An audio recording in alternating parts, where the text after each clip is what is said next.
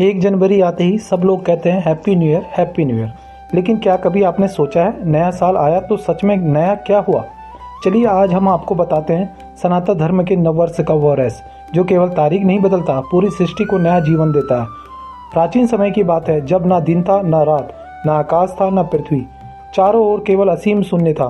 तभी उस शून्य में एक दिव्य संकल्प उत्पन्न हुआ, सृष्टि की रचना का संकल्प। उस संकल्प से प्रकट हुए पितामह ब्रह्मा। ब्रह्मा जी ने नेत्र खोले, चारों ओर शांति थी, स्थिरता थी, पर जीवन अभी भी सोया हुआ था। तब ब्रह्मा जी ने कहा, अब समय को चलायमान होना चाहिए। और तभी पंच तत्वों की रचना हुई, पृथ्वी, जल, अग्नि, वायु और आकाश। ऋतुएं बनी, सूर्य और चंद्रमा को गति मिली और जीवन का प्रवाह आरंभ हुआ। जिस दिन यह दिव्य कार्य शुरू हुआ वह दिन था चैत्र शुक्ल प्रतिपदा। यही है सनातन धर्म का नववर्ष। एक बार शिष्य ने गुरु से पूछा, गुरुदेव, लोग 1 जनवरी को नया साल मनाते हैं, तो हम चैत्र शुक्ल प्रतिपदा को क्यों? गुरु मुस्कुराए और बोले, बस क्योंकि चैत्र शुक्ल प्रतिपदा के दिन केवल मनुष्य नहीं, पूरी प्रकृति नया जीवन धारण करती है। प्रकृति का नवजन्म होता है, वृक्षों में नई कपोले आना। कल तक जो वृक्ष सूखे थे, आज उनमें हरी पत्तियां और कोमल कलियां उग जाती हैं। यह संकेत है पुराना चला गया और नया जन्म ले रहा है। फूलों का नव आगमन होता है। पलास, अमतास, कचनार, सरसों के फूल से धरती रंग और सुगंधों से भर जाती है। सुबह सुबह पक्षियों का स्वर तेज हो जाता है, वे घोंसले बनाते हैं और नए जीवन की तैयारी करते हैं।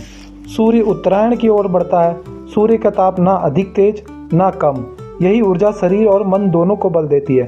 खेतों में नई फसल आती है, रबी की फसल पकती है, किसानों के घर अन्न, आनंद और संतोष आता है। औषधियों में भी रस, नीम, तुलसी, बेल, सब में नई औषधियाँ शक्ति जागृत होती है।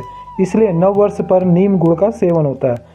बसंत ऋतु का आगमन होता है, शीत ऋतु विदा लेती है। बसंत आता है तो सौंदर्य, स्वास्थ्य और उल्लास का प्रतीक बनता है। मानव मन में नव चेतना, जैसे प्रकृति बदलती है वैसे ही मनुष्य का मन भी बदलता है। नए संकल्प, नई सोच, नई शुरुआत जन्म लेती है। इसी नववर्ष के साथ चैत्र नवरात्रि आरंभ होती है। माँ दुर्गा नव ऊर्जा, नव शक्ति लेकर आती है और इसी नव चेतना में भगवान श्री राम का प्रकट्य हुआ।